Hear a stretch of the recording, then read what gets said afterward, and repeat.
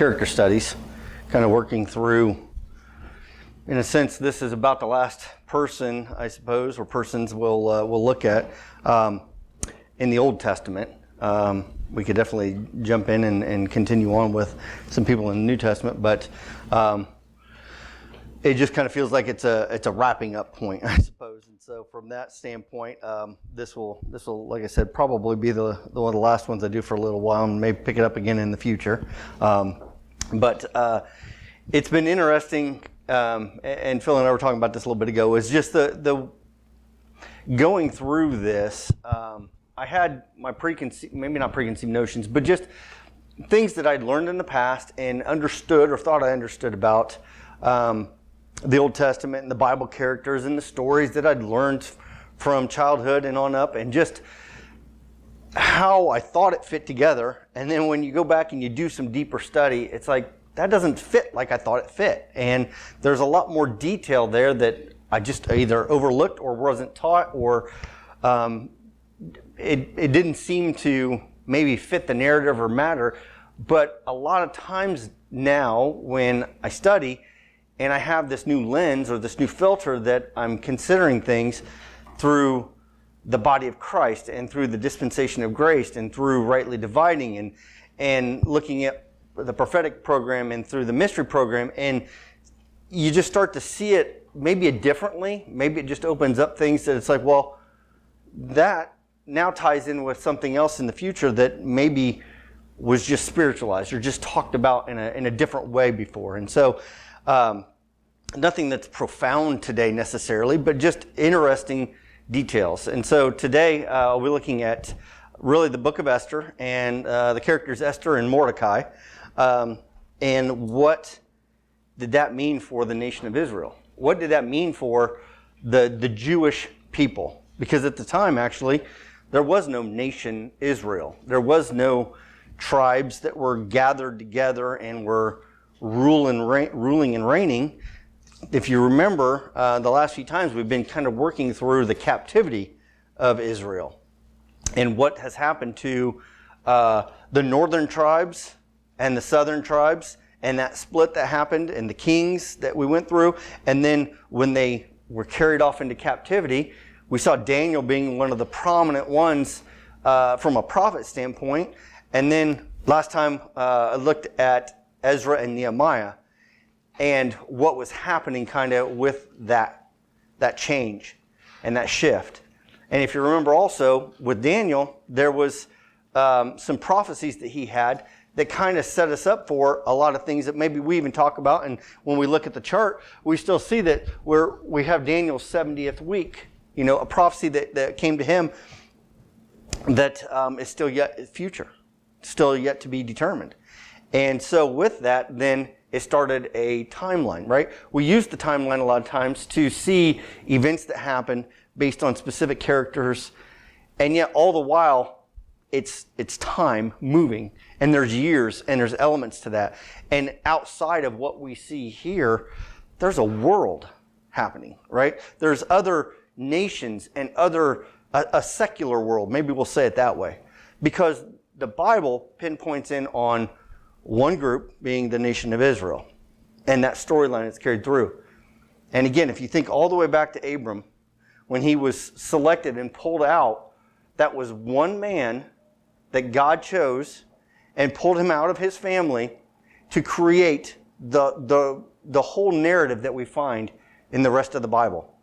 All the while, there's hundreds of thousands of people still living and interacting in other ways. The Gentiles of the world are still in effect happening. And so when it comes to what happens in the later parts of the timeline and what happens really before John the Baptist, and if you want to look at this timeline and see this dotted line, in a sense you really could look at that and say, okay, that's where the division of the page from Malachi to Matthew might happen, right? And even here, Malachi is this cutoff and Matthew starts here. So when you think of that, all of this is Genesis to Malachi. Well, that's a big portion of your Bible and not very much on here. So we're kind of looking at some stuff that would be in the tail end of this, or in Israel's program in the tail end of this, and yet how is it related to the Gentiles also and Israel? And when we left off, sort of, they had been taken into captivity, and then the years of fulfillment based on Jeremiah's prophecy, the 70 years were fulfilled, and then they were released out of captivity under Cyrus's decree that they could go back and start rebuilding the temple. And so they'd gone back in Ezra, and they'd started rebuilding, and there were some problems there with getting it, but finally it got done after about 20 years.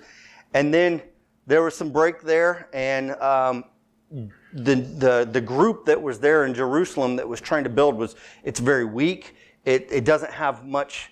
It's not a nation, all right? It's just there were some 50,000 people, but it still was not powerful. They had other groups, other armies, other people around them that really were enacting probably harm, or were not. I mean, they were not thought of as a group that could stand on their own, maybe.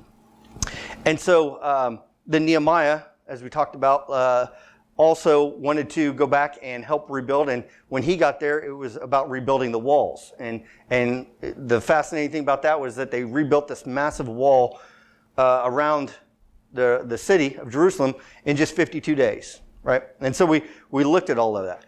Now we're going to look at a similar situation, but it's and actually the same time period, but it actually is happening in a different area, a different region. Esther's story happens in Persia. It happens outside, and I wish I could draw a map to show you, because there's some characteristics of that would help with this. But if you ever go, maybe even in the back of your Bibles, if you have that, and if you'd like to turn there, or maybe you have a handout. We've had some of these handouts go around before. This particular one was the Kings and Prophets timeline that somebody had found for us. I appreciate that. On the back of it, there's so what we might call a Middle East map today. And you could really even look up a map of today to be able to see some of the points. But if you can find on there something about Persia, and maybe even something about, it might be labeled differently between Susa, and Shushan. It might be written differently. Try to see just what mine even says. Yeah, I've got one that says Shushan. But then you can see across there to Jerusalem, maybe. And the map that I'm looking at actually has that. And so you can see a pretty broad distance there. I'm not great with geography, so I can't really tell you what today's maps would be the same thing. Jerusalem obviously still has the same name. What that is in north of the Persian Gulf, and what that waterway now is today, I'm not familiar. So I hate to say that specifically. But nevertheless, there is a vast area there. And I think when I was doing some checking, I think it measured approximately 3,000 miles across there. And so this is a big area, right? So we're looking at what happened last time with Ezra and Nehemiah and Jerusalem rebuilding over in Jerusalem. And then now we're going to step back and say, okay, let's look at Esther and Mordecai and the story that happens with them. And most, if not all, of what we talk about today is going to be found in that book of Esther.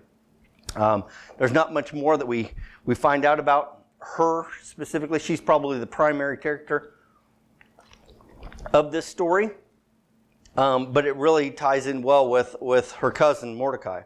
And that might be something that you may have heard before, that it was her uncle. Well, technically it was actually her cousin. Her dad was Mordecai's uncle. So really these were two cousins, but he raised her as a daughter. She was, her parents had died somewhere along the way. We weren't told at what time, but Mordecai now raises her as his own daughter. So there probably was some element of an age difference there. But nevertheless, this is where we find them. They're in Persia during the reign of King Ahasuerus, or when you go look at it from, again, a secular standpoint, Xerxes, Xerxes is that name. And so that time period, they say, was from around 486 to 465 BC. So about 20 years there that he was the king, right? And this is after the rebuilding of the temple, where Zerubbabel had gone back and done the rebuilding, but before Ezra came in, and before Nehemiah came and rebuilt the walls. So there's that time frame in there where this story falls in. And so as you read your Bible, you get to Ezra, Nehemiah, and then Esther, you probably just think, oh, this is just, it just happens afterward. Well, technically, it really happens in that same time period. And again, we have to sort of look back and see the very first verses of the book of Esther. It says, it came to pass in the days of Ahasuerus. Now, this is the Ahasuerus which reigned from India even unto Ethiopia for over 120 provinces. Now, that detail identifies him as somebody different than a different Ahasuerus, right? So, just in that first verse, though, we have some very interesting facts. We have this king, really where he reigned was from India even unto Ethiopia. Now, we have those two countries still today. And so even if you looked at a map, a map of today, and saw that, that's a pretty vast region. Now, I don't know how far north and south, but even if you did a direct line, and he was a few hundred miles on either side of that direct line, there's still a pretty vast area. And also, he covered over 127 provinces within that. So this empire was pretty vast. It was pretty great. This guy had a lot of power. And so he sat on this kingdom, and it was in this city, Shushan, in this palace, or Susa. Again, sometimes it's named different ways. So what happens then in this story, and I hate to just read through it because that would be very beneficial, but also taxing, I suppose, to have to go through every detail. But there's a lot of things I hope to try to draw out of this. That he has a great feast or a celebration. This king, Ahasuerus, decides that he wants to show off to all of his princes and the great nobles of all of his provinces. He brings them all in, and they have a massive feast. And it carries on for 180 days. Half a year, he's just showing off the great wealth that he has. And then after that, they go right into another feast for another 7 days. Why there's a separation, I don't know. Maybe they sent a lot of people away, and now he's just got the great noble leaders that are right there with him, the ones that are the closest to him. I don't know. But then the sequence of events start happening, and he decides that he wants his beautiful wife, the queen, Vashti, to come in, and he wants to show, again, how great his wealth is, his possessions he has. He looks over and he says, I have a beautiful wife. I want to show her off to the people who are here at this feast. And what the details are of that, we don't really know, but nevertheless, he's showing her off to what appears to be a bunch of drunk men hanging around looking, and she decides not to. She says, I'm not going to come in there. I'm not going to play that game. You guys are idiots, in a way. And so she declines. And these guys think it's a great idea that she should be there. And so they convince the king that maybe she shouldn't ever come in front of the king again. She shouldn't ever show her face. And so they come up with the idea to have a decree that she no longer is the queen, and she no longer comes and sees the king, and basically kicks her out, takes all of her possessions. And he thinks that's a good enough idea. Here she has withstood him or defied him, and they convince him that if she stands up and we allow this to happen, then all the other men in all their houses, their women will stand up and defy them as well. So they come up with this decree, and it passes across the land, across his empire. Again, think about how vast that empire is, how many people it covers. and they come up with the idea that the man is the ruler of the house. And the woman is to be subservient to him, and that's the way it is. He's the master, basically. She's the slave. And you can say, when the king's decree in verse 20, which he shall make, shall be published throughout all his empire, for it is great. All the wives shall give to their husbands honor, both to great and small. And the saying pleased the king and the princes, and the king according to the word of Memucan. And they sent the letters out.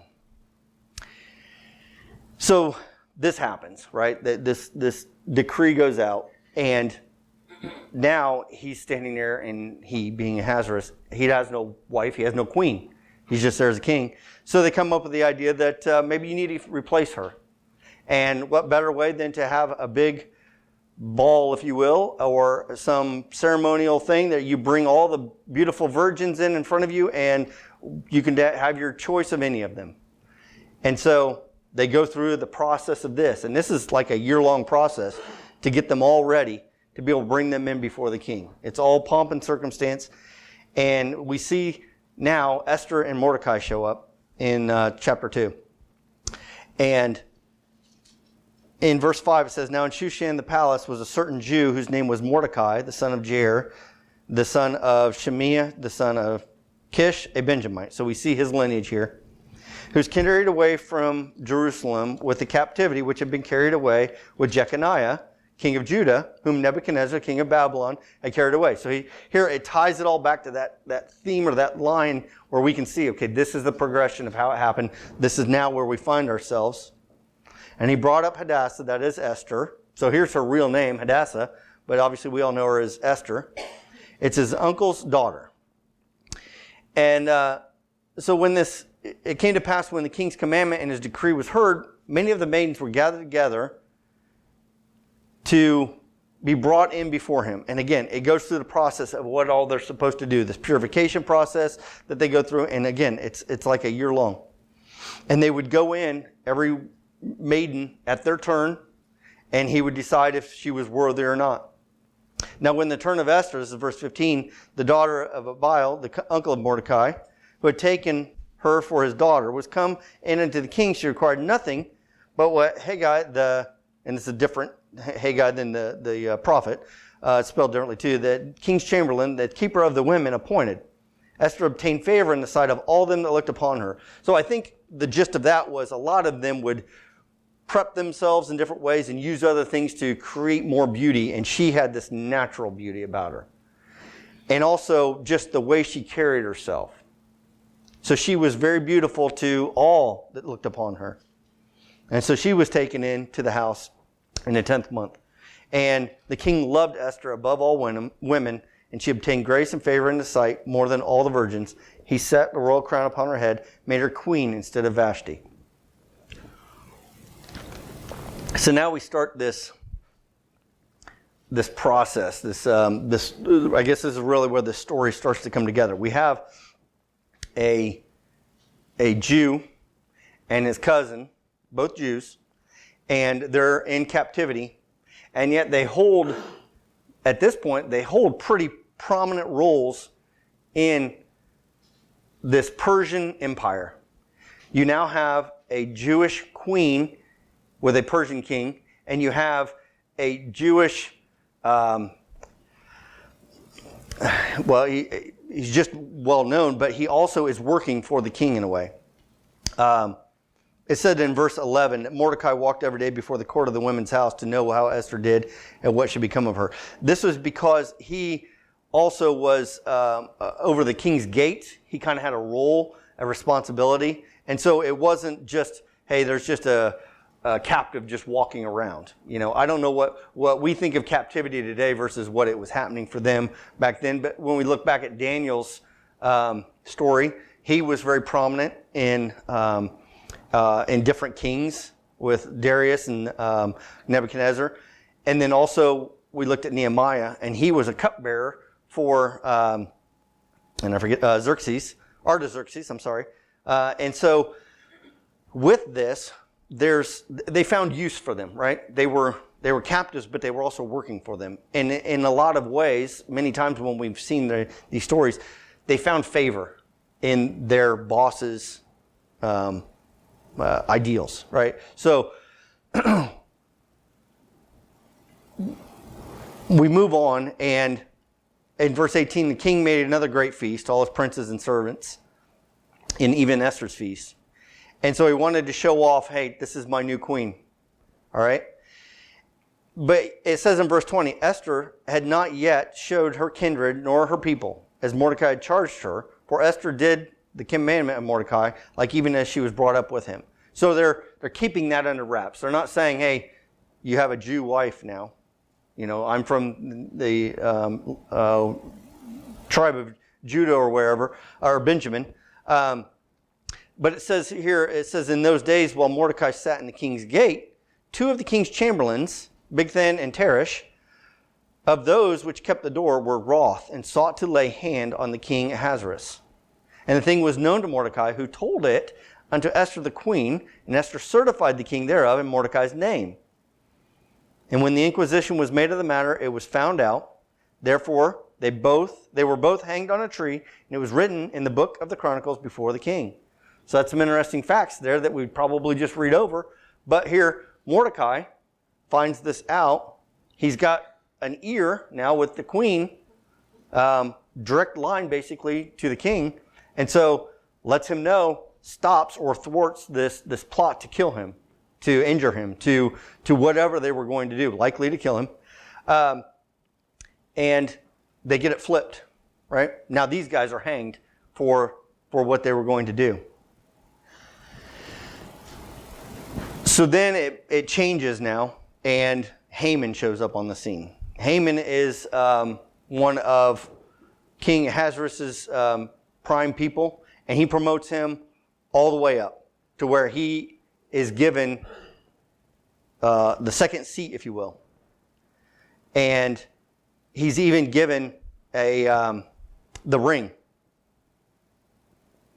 And I did not note that exactly, but I think I'll come across it here in a minute. But nevertheless, he's given the ring of the king, and he's also been told that wherever he goes, that everybody is supposed to bow down to him. All the king's servants that were in the king's gate bowed and reverenced Haman, for the king had so commanded concerning him. But Mordecai bowed not, nor did him reverence. So here we have a similar aspect to what Daniel dealt with, where it's told you're going to bow to this person, and he says, no, I'm not going to. Then the king's servants which were in the king's gate said unto Mordecai, why transgressest thou the king's commandment? Now it came to pass when they spake daily unto him, he hearkened not unto them, that they told Haman to see whether Mordecai's matters would stand, for he had told them that he was a Jew. So here, he lets it out of the bag that he's a Jew, and maybe they could have figured this out pretty easily. Nevertheless, it gets back to Haman. And when Haman saw that he bowed not, nor did him reverence, then was he full of wrath. And he thought scorn to lay hands on Mordecai alone. But they showed him the people of Mordecai. Wherefore, Haman sought to destroy all the Jews that were throughout the whole kingdom of Ahasuerus, even the people of Mordecai. Now think about that. You go from one guy not bowing down to this guy who's got a power trip. I mean, it's been told that everybody's supposed to still, but he really takes it to the next level. He wants to put hands on him.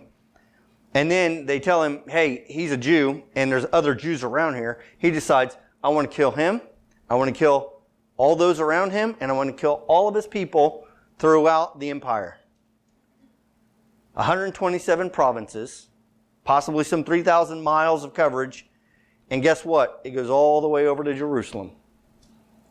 So all of those people that are here and dealing with this in captivity, and those who were released from captivity who are trying to build up Jerusalem and what's happening over there, maybe there's still 50,000 roughly over there, they're now under threat of being killed based on what Haman's come up with. So we move on in the first year, or the first month, so we'll just say this is January, right? I'm not going to try to lay this out based on what these say. So in January, in the 12th year of King Ahasuerus, they cast Pur, right? This is similar possibly to like throwing dice or playing the lots, and it even says that is the lot. So this is where it's sort of chance. They're using this and they're saying, okay, let's just roll the dice and see what comes back, and that's going to help us make the decision. And from month to month to the 12th month, that is the month Adar, or to December. So from January to December is what they're saying is that they cast these die, and they determine through this process, there's a certain people scattered abroad, dispersed among the people in all the provinces of thy kingdom. Their laws are diverse from all people, neither keep they the king's laws. Therefore it is not for the king's profit to suffer them. If it please the king, let it be written that they may be destroyed. And he tells, I'll pay for the destruction of all of them. And the king took his ring from his hand and gave it unto Haman, the Jews' enemy. And the king said unto Haman, the silver is given to thee, the people also, to do with them as it seeth good to thee. Now again, he's given approval, given the king's signet ring to be able to say, I put my stamp of approval on this, go out and kill all the Jews. All the Jews, not just in this region, across the whole empire. Again, we look at it and we say, well, that's going to happen over here to Jerusalem. But guess what? He doesn't know it. It's going to come back to Esther. It's going to come back to Mordecai, right? So the letters were sent out. I skipped a verse there. They were called the 13th day of the first month. It was written according to all that Haman had commanded, the king's lieutenants. The letters were sent by posts to all the provinces to destroy, to kill, and to cause to perish all Jews, young and old, little children and women, in one day, upon the 13th day of the 12th month. So they write this decree January 13th, and they say, okay, December 13th of this year, we're going to go out, we're going to kill all of them, from the smallest to the greatest, and we're going to get paid to do it. So they've got this now, and they send it out, and all the letters are sent. The copy of the writing for the commandment to be given in every province was published unto all people. They should be ready against that day. And they went out, being hastened by the king's commandment, and the decree was given in Shushan the palace, and the king and Haman sat down to drink, but the city, Shushan, was perplexed. So, again, there's probably a lot of Jews right there. They're going, what's happening? But also even the people, it's like, what just happened? You know, we're living amongst, or these people are living amongst us, and now there's a decree that on this day, in 11 months, we're going to kill all these people around us, and it's just going to happen. So, moving through the story here, we see Mordecai finds out about it and, becomes terribly bothered by it, rents his clothes, and it gets back to Esther that, hey, Mordecai's not doing well. He's out here and he's probably fasting and weeping and wailing. And there's many of them that this is happening to.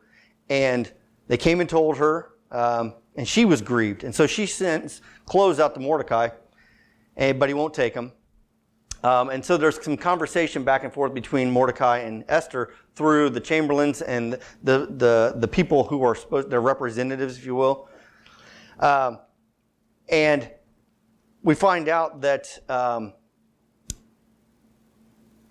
really Esther and Mordecai come into a sort of this agreement with these people. I mean, they're spokespeople, I suppose. And said unto her, in verse 8, he gave him a copy of the writing of the decree. It was given to Shushan to destroy them, to destroy it, to show it unto Esther, declare it unto her, and to charge her that she should go in unto the king to make supplication unto him, to make the request before him for her people. So Mordecai says, hey, you've got to stop this. You've got the ear of the king. You need to do it. And she says, I can't go stand before him without cause, without reason. He has to call for it. That's the way the law works. And so she sends that back and says, I can't just go talk to him. If I do, it's certain death, right?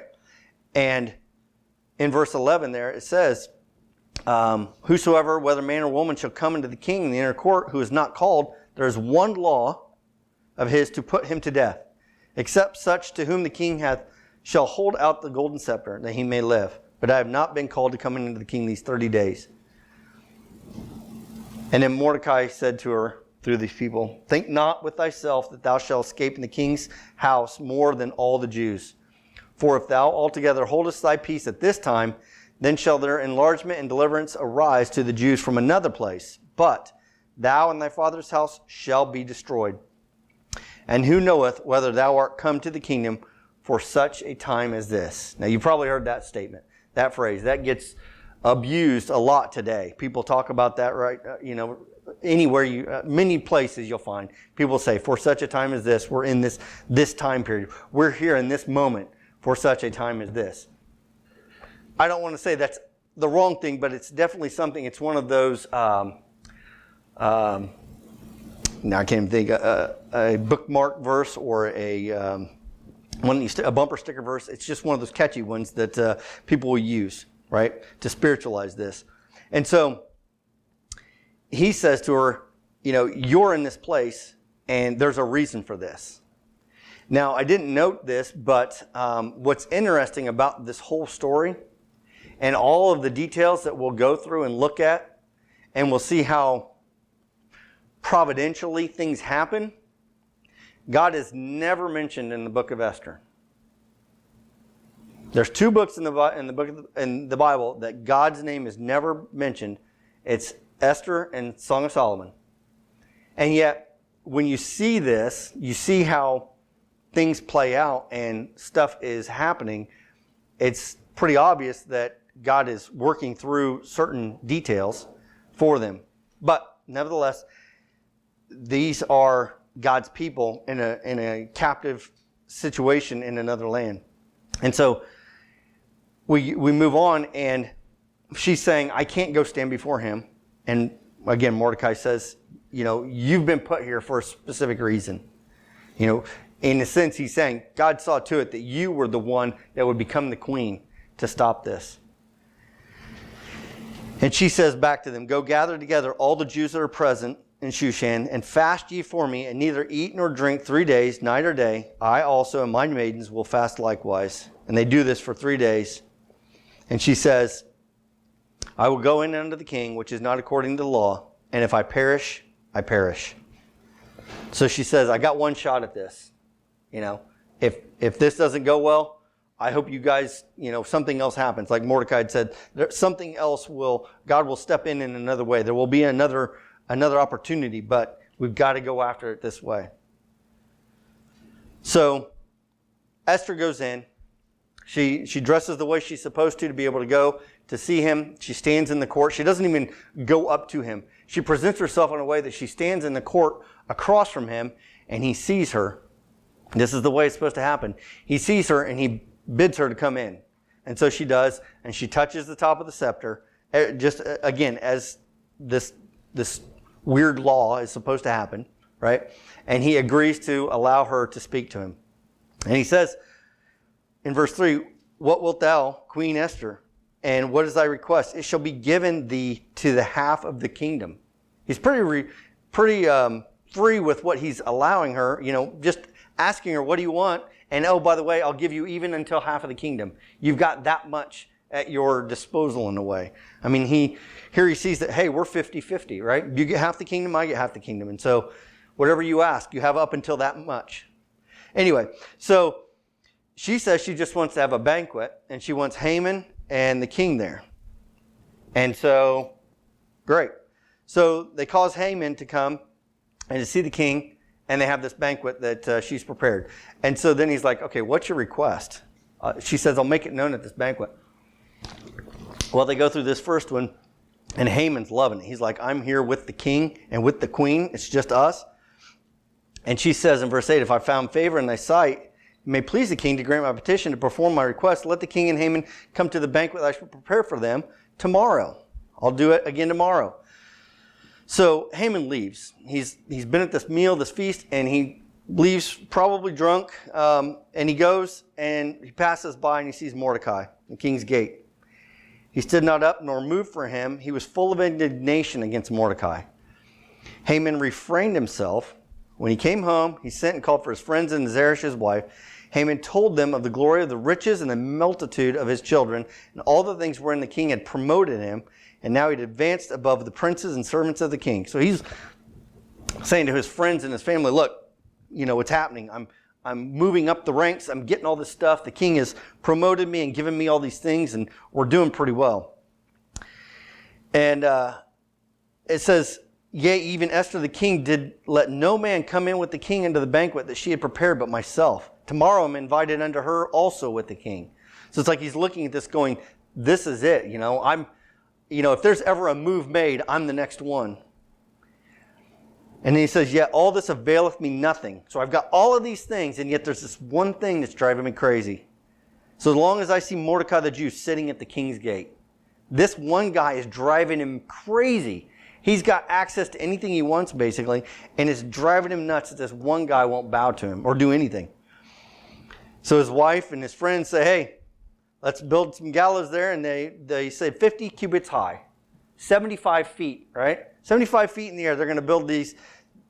And what we think of typically as gallows is they're going to hang somebody, and so it's going to be this cross brace. Well, after checking some things, apparently it was like this large spike, and they would hang them on this. They would impale somebody to be there so that everybody could see them. And you think something 75 feet in the air, around here, that's pretty high. That's taller than a lot of the structures we even have around here. You're going to see that from a pretty good distance. So anyway, that pleased Haman. So he thought, that's great, let's make these gallows. And they did it within like a day, I guess. So on that night, the king couldn't sleep. So he's like, I can't get to sleep. Before they counted sheep, they would go back and read books. So he says, bring me the book of the records of the Chronicles. All right, they didn't know about that. It was a lot easier just have somebody come read to you. So they read the Chronicles to him, and it was found written that Mordecai had told of Bigthana and Teresh to the king's chamberlains, keepers of the door, who sought to lay hand on the king Ahasuerus. So now he finds out Mordecai was the guy that thwarted this. He says, what did we do for him? Nothing. We didn't do anything for him. Why didn't we do anything for him? This guy saved my life. So the next morning, the king said, who's in the court? And Haman was there. Haman's ready. He's got a big day ahead of him. So he calls Haman in and he says, hey, what should I do? What should be done unto the man whom the king delighteth to honor? Now Haman's thinking back over the last day he's had. He goes, this is it. He says, Haman thought in his heart, to whom would the king delight to do honor more than to myself? So he comes up with a great plan. He answered the king, for whom the king delighteth to honor, let the royal apparel be brought which the king useth of wear, and the horse that the king rideth upon, and the crown royal which is set upon his head. Let the apparel and the horse be delivered to the hand of one of the king's most noble princes. They may array the man withal whom the king delighteth to honor, and bring him on horseback through the street of the city, proclaim before him, thus shall it be done to the man whom the king delighteth to honor. This is pretty fantastic. He's ready. He could get on that horse right now. The king said to Haman, make haste and take the apparel and the horse that thou hast said, and do even so to Mordecai, the Jew that sitteth at the king's gate. Let nothing fail of all that thou hast spoken. So, everything Haman set himself up for here has just crashed right there in the instant. And it crashed right in front of him to his greatest enemy. Yeah. So he takes it and does it and walks Mordecai through the streets proclaiming this, puts him in the best, just as it said. And he goes back and he tells his wife everything that's befallen him and his wise men. Apparently this guy has wise men around him. If Mordecai be of the seed of the Jews, before whom thou hast begun to fall, thou shalt not prevail against him, but shalt surely fall before him. While they were yet talking with him, came the king's chamberlains, hasted to bring Haman unto the banquet that Esther prepared. So he's got to go into this one. He's already agreed to this because, well, it was a lot of good was happening before. Now it's not so good. So they go to the banquet, and the king is, he's wanting to know, what's Esther really want? Why did she come to me? And what is thy petition, Queen Esther? It shall be granted thee. She answered and said, if I have found favor in thy sight, O king, and if it please the king, let my life be given me at my petition and my people my request. For we are sold, I and my people, to be destroyed, to be slain, and to perish. But if we had been sold for bondmen and bondwomen, I had held my tongue, although the enemy could not countervail the king's damage. Then the king answered and said unto Esther, Who is he, and where is he, that durst presume in his heart to do so? And Esther said, The adversary and enemy is the wicked Haman. And then Haman was afraid before the king and the queen. So she basically says, okay, I'm a Jew. She outs herself. And oh, by the way, because of what Haman was, wanting to do to kill all of us, he's the one that's behind all of this. The king, arising from the banquet in his wrath, went to the palace garden. Haman tries to plead with her. Please, anything, spare my life.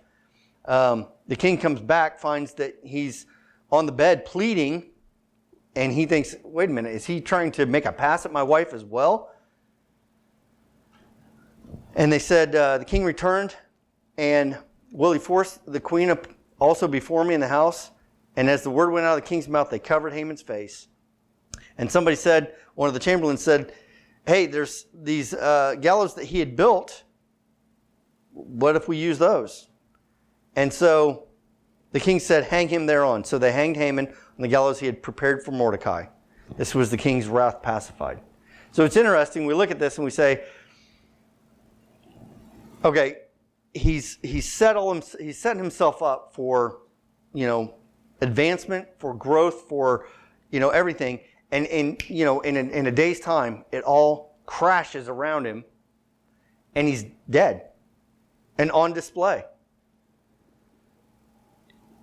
And on that day did the king give the house of Haman unto Esther the queen, and Mordecai came before the king, for Esther had told what he was unto her. He says, okay, hey, this is my cousin over here.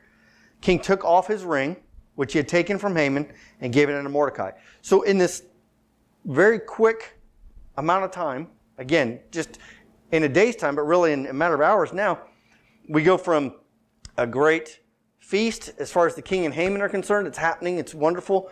To the king is angry at Haman, and Haman's dead, and the ring he had given Haman, he takes off and gives to Mordecai. So Haman sets it up to kill Mordecai, and then ironically, he's killed on the same thing that he had set up. Haman is given the king's ring, and now Mordecai has the king's ring. And so you see this irony or this dichotomy between these two things that's happening. It's like it happens over here, and yet it's being used in a more profitable way over here, right? And so Esther falls at the king's feet and says, hey, we've got a problem still, though. There's that decree. Haman, he set this up and devised against us that they're going to kill all of us. And so they determined that, it says there in verse,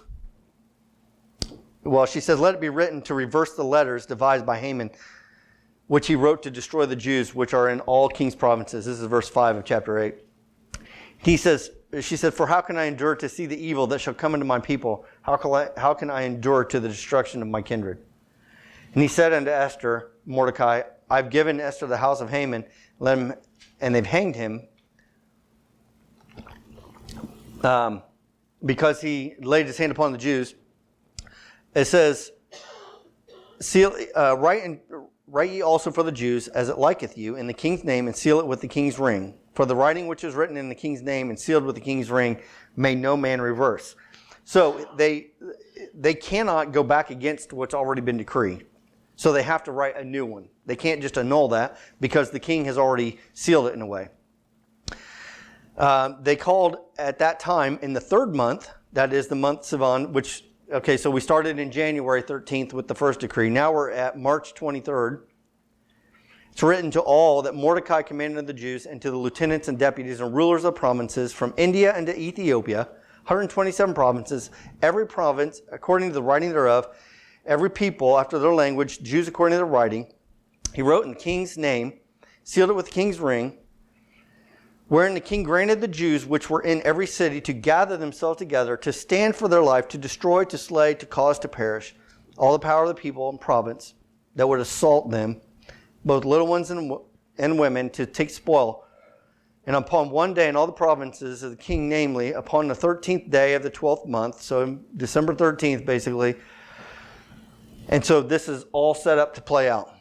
So they're still moving forward with this. There's going to be a day of destruction. And now there's a new decree that goes out and doesn't necessarily supersede, but it falls in line with it that says, hey, all the Persians or whoever is going to go out and they're going to kill all the Jews.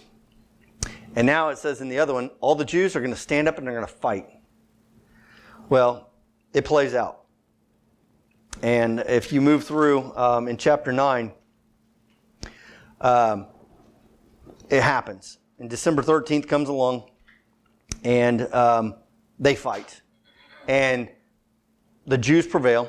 And I think it said they killed some 500 men in Shushan the palace. I'm in verse 12. And then, let's see, and then between the 2 days, I believe there was some 75,000 people. But nevertheless, so they had gone through, and on the first day, they killed them and prevailed in kind of that area. And then they went out further across the whole empire. On the 13th day of the month, and on the 14th day of the same, rested and made a feast of gladness. There it is in the one before that, 75,000. But in all of this, they did not lay hands on their prey. That was the other part of this. They could go out, and whoever they killed, they could take in, for their spoils, whatever they wanted. Well, the Jews did not do that. They thwarted, the original plan, killed the people who came up against them, but they did not take any of their spoils. And so what happens after that is those that were assembled on the 13th and 14th day, they rest, and now they have a feast. And on the 15th day, they rested and made a day of feasting and gladness. Therefore, the Jews of the villages that dwelt in the unwalled towns made the 14th day of the month, Adar, so basically December 14th is what we would say here, a day of gladness and feasting, and a good day, and of sending portions one to another. And if we skip down to verse 23, the Jews undertook to do as they had begun. Mordecai had written unto them, because Haman the son, the Agagite, the enemy of all of them, had devised against the Jews to destroy them, and had cast pur, that is, the lot, to consume them and to destroy them. But when Esther came before the king, he commanded by letters that the wicked device which he devised against the Jews should return upon his own head, that he and his son should be hanged on the gallows. Wherefore they shall call these days Purim, after the name of Pur. Therefore all the words of this letter and of that which seemed concerning this matter had been which had come unto them. They ordained and took upon them and upon their seed, and all such as joined themselves unto them should not fail, that they should keep 2 days according to the writing, according to their appointed time every year. That these days should be remembered and kept throughout every generation, every family, every province, every city. These days of Purim should not fail from among the Jews, nor the memorial from perish their seed. So they've set this up in their traditions now, and it still happens today. That's one of the prominent festivals, prominent holidays, I guess, Jewish holiday that they have, and it's around March. That would be their 12th month. But I think this particular year it was around March 14th and 15th that happened. So this is something that happened back then, and yet is still being carried out today, that they look back at this time when God prevailed and prevented annihilation of their people, of the Jewish people. Again, had that happened, and as I kept mentioning, over here in Jerusalem, there is a small group of people that is growing and building. But had Haman been able to get this to happen, and there was no way for, things had played out and it actually happened that they kill all of the Jews, this would have gone all the way across and covered and taken the people in Jerusalem. And Zerubbabel was the leader who had brought them back to build the temple. And Zerubbabel was the lineage of Jesus Christ. And so again, had this been able to happen, this could have wiped out the Jewish nation and the lineage that, would have gotten to the Messiah. So this is how God worked to thwart Satan's plan. He's working through Haman to try and kill as many Jews as he can to this vast area. And so we see the end of this book and this story, if you will, as it stops for us here in chapter 10. But what happens is Mordecai is given great prominence. Esther is still the queen, and now in chapter 10 it says, all the acts of his power and of his might and the declaration of the greatness of Mordecai, whereunto the king advanced him, are they not written in the book of the chronicles of the kings of Media and Persia? For Mordecai the Jew was next unto King Ahasuerus, and great among the Jews, and accepted of the multitude of his brethren, seeking the wealth of his people, and the speaking peace to all of his seed. So we see that through all of this, God preserved his people.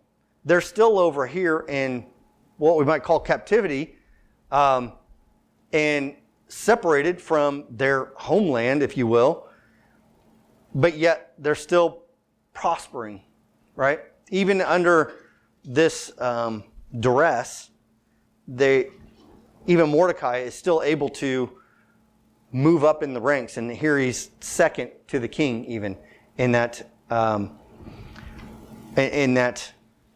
his responsibility and his authority. So that right there, shows that the people, while they're still vast in number, and there's no real definite number to say what this might have been, but it's probably in the millions, probably 1 or 2 million Jews living at this time that probably could have been affected over this vast empire. Again, 127 provinces from India to Ethiopia, all across that area that could have been affected by this. And so we see this detail and this historical account that happens, and again, it happens outside of the Jewish picture in a sense, because we don't know necessarily who wrote this. It might have been somebody that was close to Esther and Mordecai. It might have been another Jew. But a lot of it has the undertones that they understood the Persian rituals and the things that they were doing as well. So there was some influence there. But these events and what's happened is, again, God working without him being there directly and showing his face and his name. There were no miracles to speak of that are recorded that happened here, like what we saw in Daniel and other places that we may read about where they were still in captivity and yet God was working directly through those people. So when we read this story of Esther, one, it helps me see the context of it, because I, again, didn't see the storyline of where it was in the rest of that captivity lineage, or the line how that happened. But then also how God was working outside, because I guess maybe I get narrow-minded sometimes about the people and where they are and just what the nation sort of looked like. If we see that they moved back and they're allowed to go back, they're in captivity and they've been freed and they go back to Jerusalem to rebuild it, well, not all of them went. Not all of them were able to go. Even when they did, of the 50,000, there were more that they could only send a tenth of the people to live in the walled area. And the rest of them, the other 90% of the people who could have gotten there, had to kind of live in the outer areas around it. They could only send certain amounts of people. So there's a lot of Jews still present. There are a number of them still scattered at this point. And they probably, they never did. They never were brought back to, be able to be in a kingdom and in a nation of their own. And so that's what they're still looking forward to. All of this that we see in this prophetic timeline, they're looking forward to that kingdom when they can rule and reign. And here we see God's making sure that they're still away, even when they're scattered the way they are. So hopefully going through this as we did today gives a little more insight to some of the other details that maybe we overlook. The irony of some of those things that, that Haman did, and then it was flipped to Mordecai, or just in the way that God, through the details, worked, and yet, again, as we look at this, he's not necessarily directly named through that. So I hope it's given you more basis and more knowledge in the prophetic program. I know it has for me, and then also how we can fit some of these details and people into the timeline when we look at it. So let's pray, and then we'll have some time for questions. God, we're thankful that you've given us your word for us to study, that you've preserved it, that you've allowed us to gain knowledge and wisdom through the Holy Spirit to be able to know that we have a purpose and a place in this world and a reason for why we're here. And maybe it's cliche, but we too are here for such a time as this, as members in the body of Christ, that we're given the responsibility to continue. And when all things around us seem like Satan is winning, and his actions and his fight is more powerful, we know that, one, we have hope in eternity because of the resurrection, and we're promised that, and that we can continue this ministry of reconciliation to everybody we encounter. And sometimes that's finding ways to talk to people that we maybe don't typically talk to, or finding other topics to discuss to try to bring it back to the dispensation of grace, and understanding what our role is, and being able to impart that to other people so that they too understand their role and their responsibility. And so God, I pray that we keep our minds focused on you and on eternal things, even though the temporal things around us grab so much of our attention, and that we seek wisdom and guidance through your word to be able to be the ambassadors you've called us to be. Amen.